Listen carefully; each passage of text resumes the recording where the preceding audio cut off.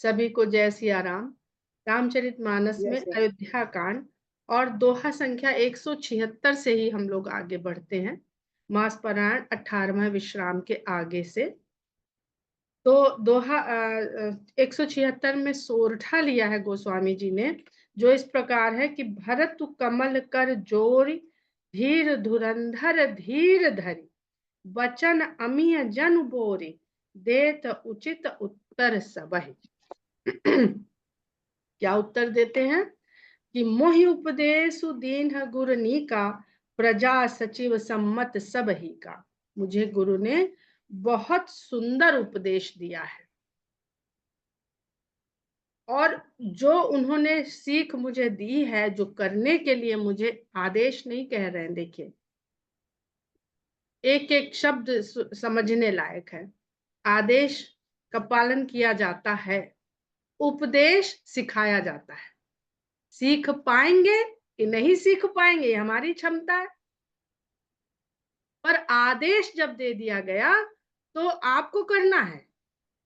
एक गिलास पानी लाना है, इसमें लाना है। हमसे आदेश किसी ने कह दिया तो हमें लाना है, उसमें सीखने जैसा कुछ है नहीं, आदेश है वो।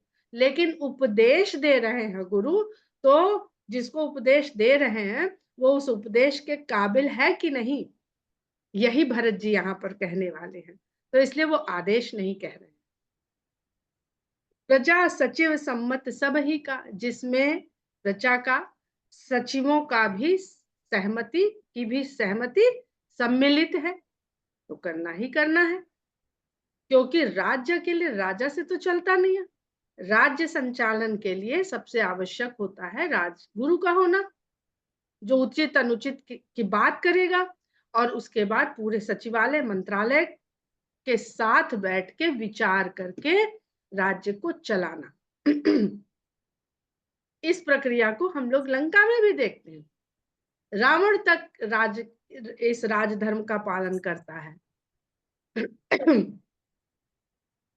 मातु उचित धरि आयसु दीन्हा, अवश्य शीस धरि चाहूं की।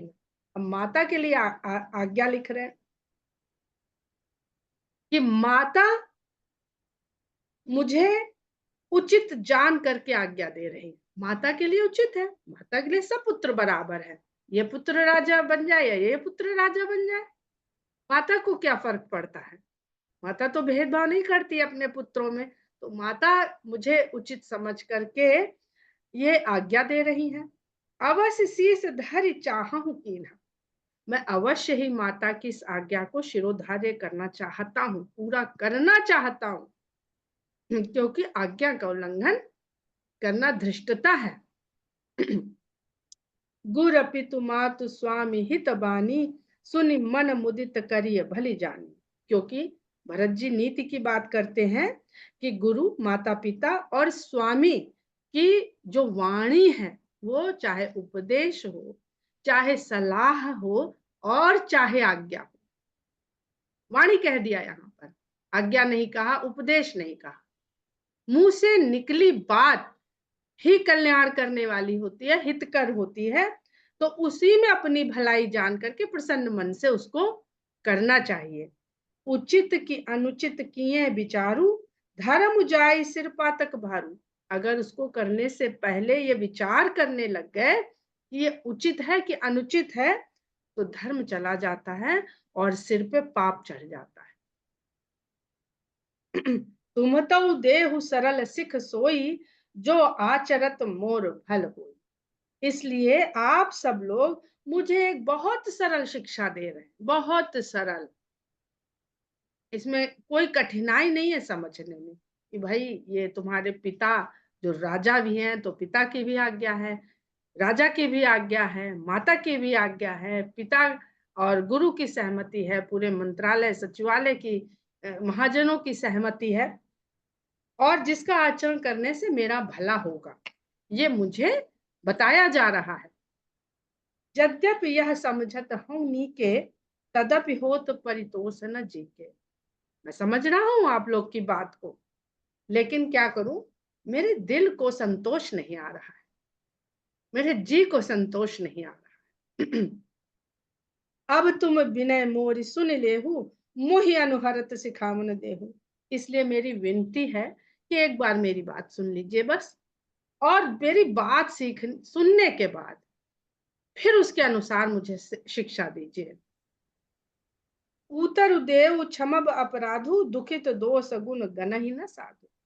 मैं आप लोगों की बात सुनने के बाद उसको मानने के बजाय उत्तर दे रहा हूं, जिसको कहते हैं जुबान दराजी कर रहा हूं, लखनऊ की भाषा में कहें तो। तो ये तो बहुत बड़ा अपराध है कि मैं राज आज्ञा, पिता आज्ञा जो मुझे गुरु के द्वारा बताई जा रही है, और पूरा हमारी जो व्यवस्था है वो हमको जो चाह रही है, माता जो चाह रही है, मैं वो ना करके मैं अपनी बात बता रहा हूं।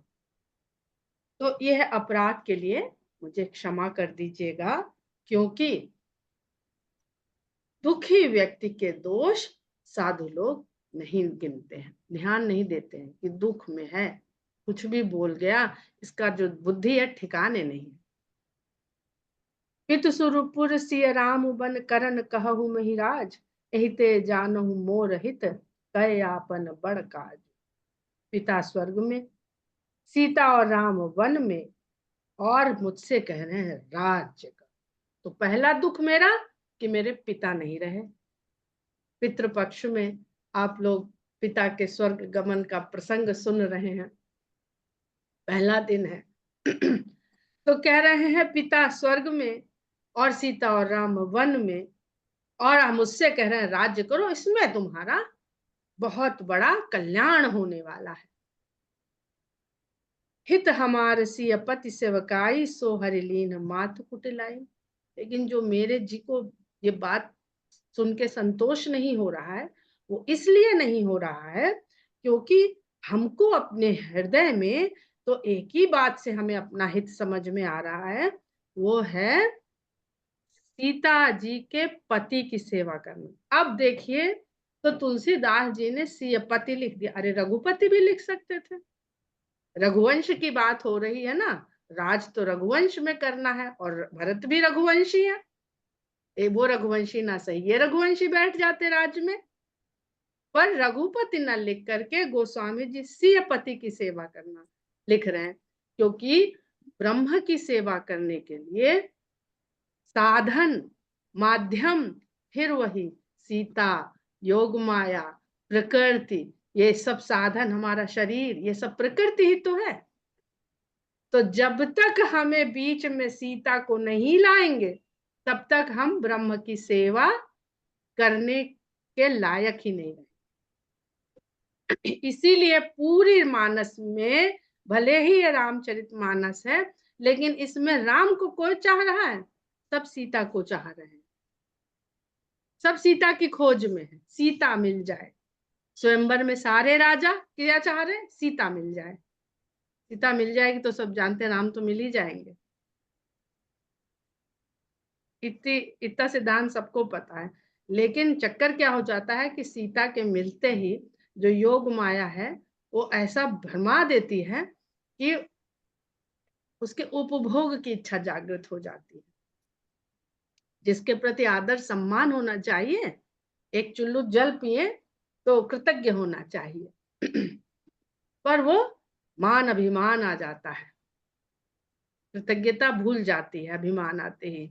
दशरथ जी सीता को ले आना, राम न लौटे तो सीता को ही लौटा के ले आना, उनको भी सीता चाहिए। हनुमान जी किसको ढूंढने गए पूरी वानर सेना के साथ? सीता जी मिल जाए, सीता जी मिल जाए तो राम तो मिल ही जाएंगे। वो सब वहां पर और विस्तार से हम लोग समझेंगे, अभी कंफ्यूज मत होइएगा। रावण सीता मिल जाए, हरण करके ले गया कि सीता मिल जाए, राम तो मिल ही जाएंगे, मिल गए। सीता को हरण करके ले लिया तो राम दौड़े चले आए। वो कहते ना राधे राधे जब वो मिल चले आएंगे बिहारी, तो वो रावण ने भी सीता को हरण करके ले आया कि अब तो राम चले ही आएंगे। तो इतना सुंदर गोस्वामी जी लिखते हैं कि हित हमारे सिय पति सेवकाई, मेरा कल्याण केवल सीता जी के स्वामी की सेवा करने में है। सो हरिलीन मातु कुटिलाई, वो अवसर जो मुझे मिलता वो माता की कुटिलता ने मुझसे छीन लिया। मैं अनुमान दीखि मन माही, क्योंकि अपने जी की बात कर रहे हैं तो कहते हैं मैंने अपने मन में खूब अनुमान लगाया है। आन उपाय मोर हित नाही, अन्य उपाय से तो मुझे अपना हित दिख नहीं रहा है। अब ये इसमें जीव की बात, आप जीव को, मनुष्य को देखिएगा और ये संसार को देखिएगा। भरत जी की जगह प्रत्येक अपने को रख के देखिएगा कि हमारा हित है किसमें, और किस प्रकार ये संसार, ये जगत, ये परिवार, ये रिश्ते हमको कहाँ हमारा हित बताते हैं और हम चल पड़ते हैं उधर। भरत जैसा कोई नहीं हो सकता। तो हमको हित होता है हमारा कि अनहित होता है, ये भी समझने का पूरा सिद्धांत है यहाँ पर। शोक समाज राजु कही लेखे, लखन राम सिय बिनु पद देखे। ये शोक में डूबा हुआ समाज देखा है, जब से आए हैं, पहुंचे हैं कई कई देश से, तो किसी के चेहरे पे मुस्कान नहीं दिखी है, किसी के प्रणाम में मुझे अपने प्रति स्नेह और आदर नहीं दिखा है।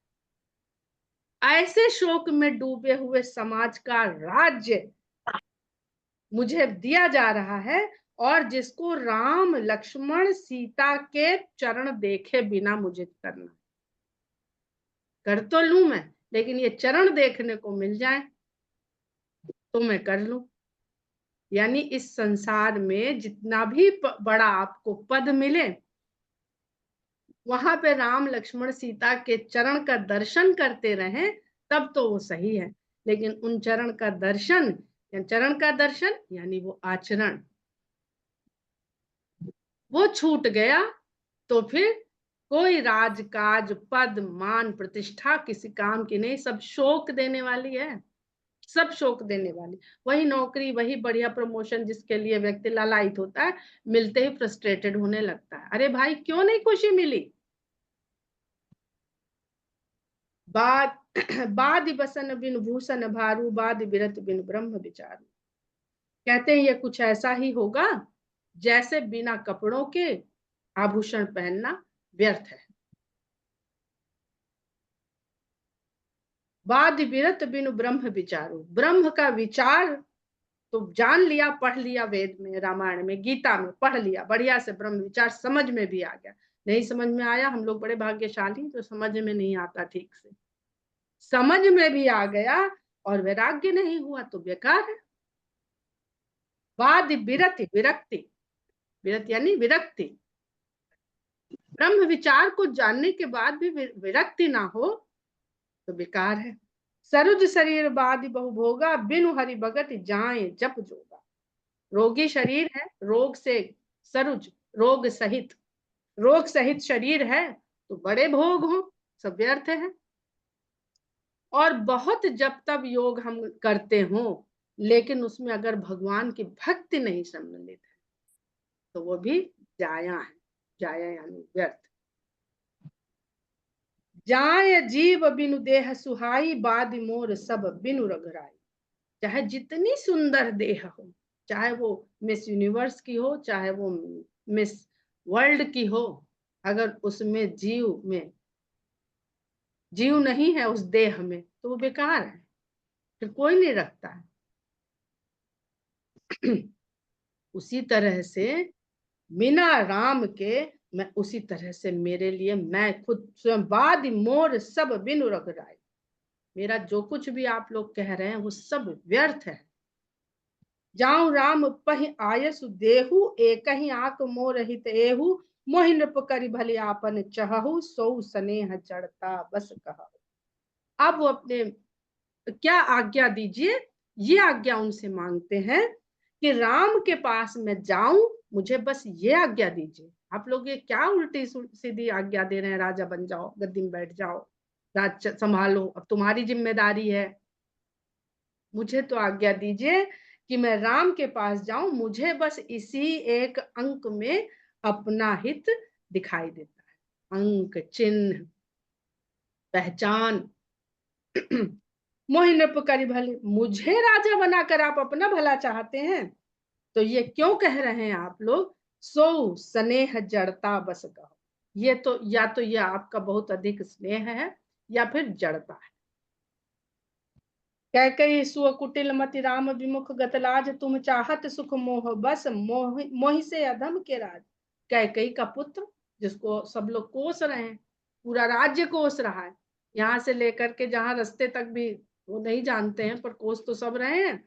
ऐसे ऐसी रानी के पुत्र से कुटिल मति, और जिसकी बुद्धि मत देखिएगा मानस में जितनी भी बात होगी वो बुद्धि की बात है।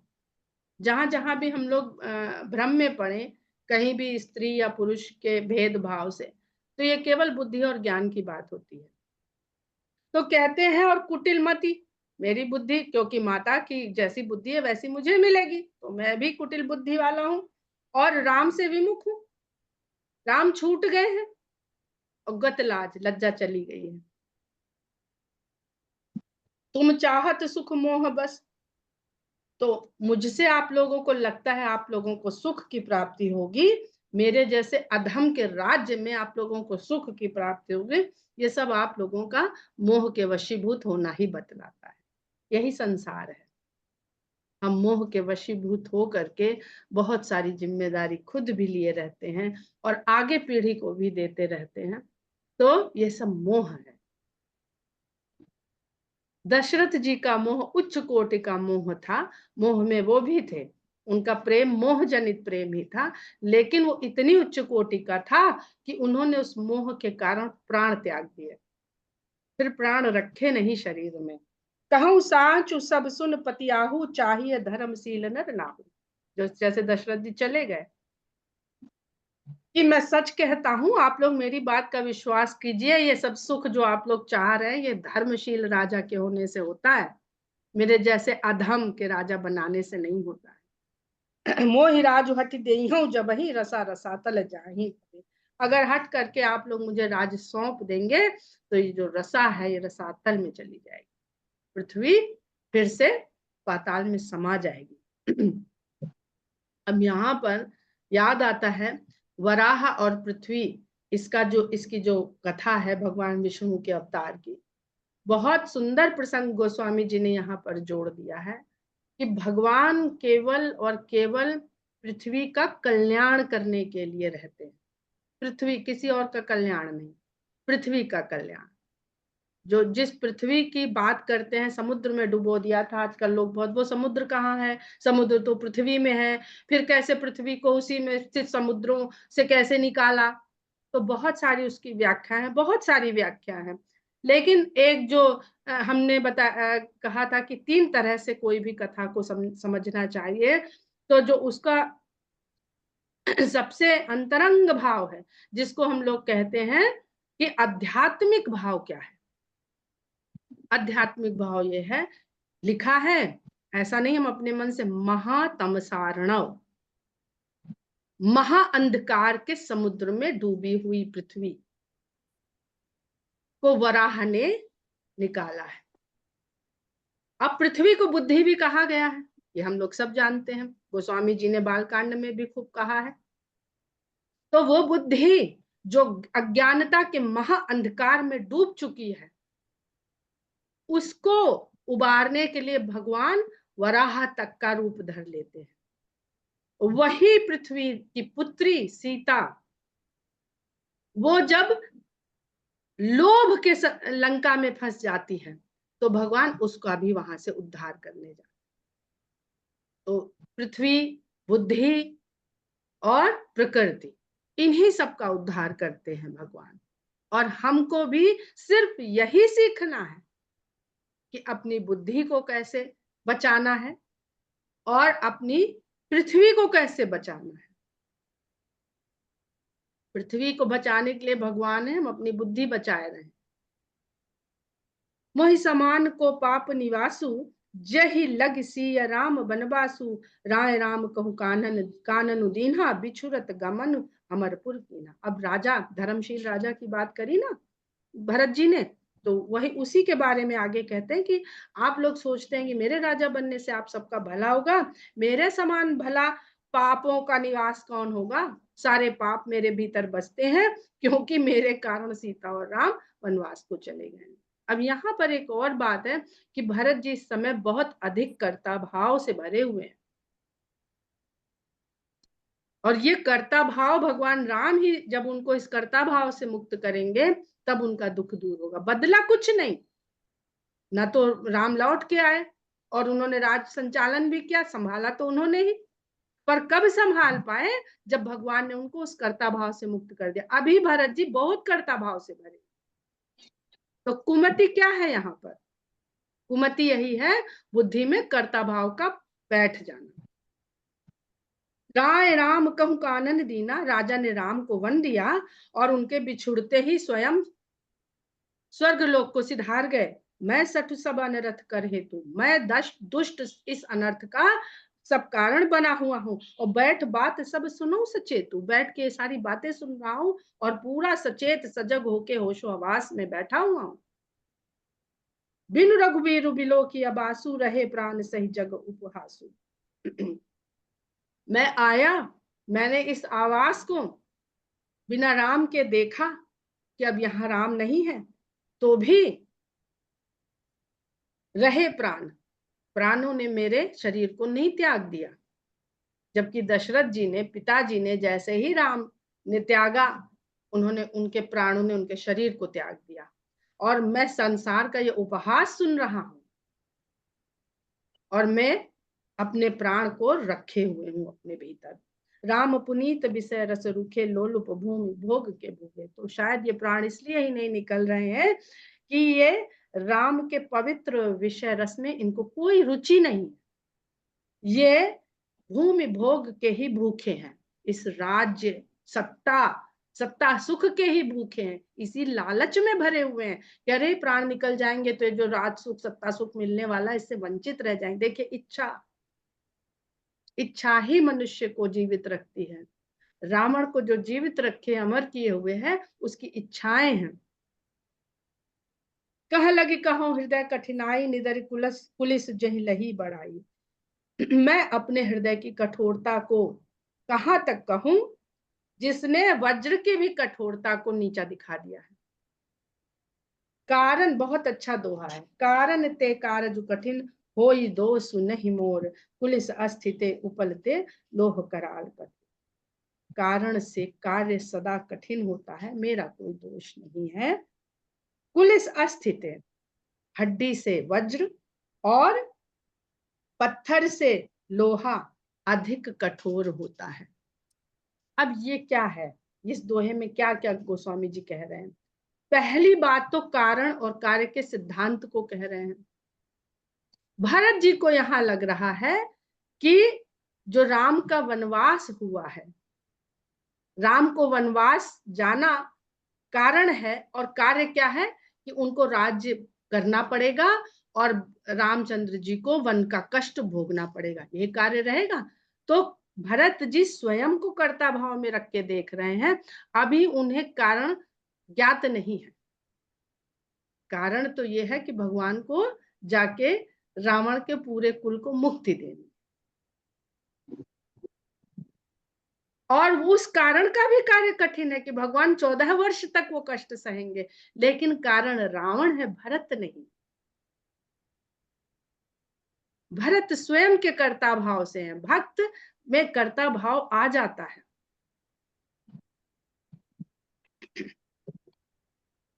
कैकेयी भवतनु कैकेयी भवतनु अनुरागे, पामर प्राण अघाय भागे। तो ये जो मुझे, ये जो इतनी कठिनता का कारण मैं बना हूं, संसार बन जाता है, जन्म, जैसे रावण का वध करना या रावण को मुक्ति प्रदान करनी, हम वध नहीं कहते, रावण को मुक्ति प्रदान करनी, ये एक कारण है ना भगवान के आने। अनेक कारण है, बहुत छोटा कारण है, बड़े बड़े कारण है कि भगवान को ऋषि मुनियों के साथ संगत, प्रेम, दर्शन, उनके आनंद देना उनको, ये सब कारण है। तो कारण तो सुंदर है, अच्छे भी हैं, बुरे भी हैं, सभी अच्छे हैं। मुक्ति रावण को मिलना ये भी अच्छा है। तो इस कारण तो भगवान का अवतार लेने का एक है, पर कार्य देखिए, कार्य के लिए कौन कौन बुरा बन रहा है। उसको अंजाम देने के लिए, परिणाम तक पहुंचाने के लिए कारण को। कैकेयी, मंथरा, भरत और जो अपने अपने कर्ता भाव में भरे हुए हैं वो सब दुख पा रहे हैं। अगर ये सोच ले कि नहीं, सब कुछ करने वाले राम हैं, वो करवा रहे हैं, तो न तो कोई अपने को दोष मानेगा और न कोई संसार उसे दोष देगा। पर इस अवस्था को प्राप्त करना बहुत कठिन है। पूरी गीता, भगवान कृष्ण का उपदेश ही पूरा इसी पर है। कैकेयी भवतन अनुरागे, कैकेयी के द्वारा देह जो मिली है, और जिस देह में इतना देह से मुझे प्रेम है, ये प्राण इसमें से निकल नहीं रहे हैं, क्योंकि ये अभाग्य जो दुर्भाग्य है उससे भरे पूरे हुए, अघाए हुए, इनको दुर्भाग्य इतना प्रिय है। जो प्रिय विरह प्राण प्रिय लागे, अगर अपने प्रिय के विरह में भी प्राण प्यारे लग रहे हैं तो देखब सुनब बहुत अब आगे, अभी बहुत कुछ आगे देखने सुनने को बात। अभी जो मेरा दुर्भाग्य है उसने अभी मुझे सब दिखाया नहीं है, अभी कुछ और देखना बाकी है। लखन राम सिय कहूँ मन दीन्हा, पठई अमरपुर पति हित कीन्हा, लीन विधवपन अपजसु आपू, दीन है उपरजहि शोक संताप। इस कर्ता भाव में फंसे होने के कारण ही भरत जी अपनी माता कैकेयी को दोष दे रहे हैं और कहते हैं कि चूंकि उनके शरीर से मेरा जन्म हुआ है, तो जो उन्होंने किया है और उसमें उनको ये अनुभव नहीं हो रहा है कि उन्होंने गलत किया है, इसमें उनको हर्ष हो रहा है, आनंद हो रहा है, सुख मिल रहा है। क्या क्या कि लक्ष्मण राम और सीता को वन भेज दिया है, पति को स्वर्ग भेज दिया है, खुद विधवा वैधव्य प्राप्त कर लिया है और अपयश भी प्राप्त कर लिया है, और प्रजा को शोक में झोंक दिया है। मोहि दीन सुख सुजस सुराजू, कीन कैकेयी सब कर काजू। और मुझे सुख भोगने के लिए, सुंदर यश प्रदान करने के लिए ये सुंदर राज्य मुझे प्रदान किया है, कैकेयी ने ही सबका काम बना दिया है। दुख के लिए किसी और को कुछ करने की आवश्यकता नहीं है कि कोई दुष्कर्म कराए, कोई पाप कर्म कराए, उसके कारण दुख पाए। कैकेयी ने सबके दुख का इंतजाम बढ़िया से कर दिया है। एहिते मोर कहा अबनीका, तेहि पर देन कहु तुम टीका। इससे बढ़िया मेरे लिए जो मेरी माता ने मेरे लिए कर दिया, माँ से बढ़ के कल्याण करने वाला इस संसार में कौन है। जब माँ ने मेरे लिए इतना बढ़िया कर दिया है, तो अब एहिते मोर, अब इससे बढ़िया मुझे और क्या होएगा। और उस पर आप लोग मुझे राज्याभिषेक कहते हैं कि राज्याभिषेक कर लो। टीका देना मतलब राज्याभिषेक करवा लो, बैठ जाऊं यहाँ पर। कैकेयी जठर जन्म जग माही, यह मुहि कह कछु अनुचित नाही। कैकेयी के उदर से जन्म लेने वाले के लिए यह सब जो देखने सुनने को मिल रहा है ये कुछ अनुचित नहीं है। मोरी बात सब विधि ही बनाई, प्रजा पांच कत करहु सहाय। मेरी बात तो, ये जो मुझे इतना मिल रहा है देखने को सहने को, ये तो विधाता ने पहले ही बना दिया है। उसमें आप प्रजाजनों का जो पंचों का मत है ये और सहायक हो गया है। आगे का दोहा बहुत सुंदर है कि ग्रह ग्रही तो पुनि बात बस, तेहि पुनि बीछी मार, तेहि पिया ही बारुनी कहु काहु चार। इस संसार में जब जन्म होता है ना मनुष्य का, तो उसके लग्न देखे जाते हैं। आज तक किसी के लग्न ऐसे निकले कि जिसमें कोई भी ग्रह ऐसा ना हो कि जो इसको कुछ कष्ट मिलने वाला हो। कहीं ना कहीं कुछ ना कुछ गड़बड़ होती है। तो इस संसार में जब हम आए हैं, भरत जी अपने लिए कह रहे हैं, पर इसको सार्वभौमिक रूप से भी देखा जा सकता है कि जब इस संसार में आए हम, तो वैसे ही ग्रह लगे हुए हैं बुरे, तब ये सब हो रहा है। एक साथ इतना कुछ सुनने को मिल गया, तो कहते हैं ना, अरे एक के बाद एक, एक के बाद एक के बाद, तो अवश्य ही कोई बुरी दशा, ग्रह दशा चल रही है। और उस पे बात बस, तो बात बस यहाँ पर भूत प्रेत के वश में हो जाना, जो नीची शक्तियां हैं वो जब अपने चंगुल में लेती हैं तो बहुत सताती हैं, लेकिन रोग व्याधि से भी ले सकते हैं। रोग व्याधि शरीर को होती ही होती है, और इस प्रकार का उसमें बिच्छू भी डंक मार गया। तो इस संसार में जब हम आते हैं तो हम किस किस तरह से कष्ट भोगते हैं, ग्रह दशाओं के कारण, जिसको हम लोग कहते हैं भाई समय अच्छा नहीं चल रहा अभी हमारा। दूसरा रोग व्याधि से, बीमारियों से, कभी एपिडेमिक तो कभी पैंडेमिक तो कभी कोई इन्फेक्शन। और तीसरा बीछी की मार, कोई ना कोई कष्ट का दंश हमें लगता रहता है। कभी कोई धोखा दे गया तो कभी पैसा डूब गया, कहीं लगाया था, तरह तरह के डंक हैं। तो डंक भी बिच्छू ने मारा हुआ है। तेई पियाही बारूनी कहु का उपचार।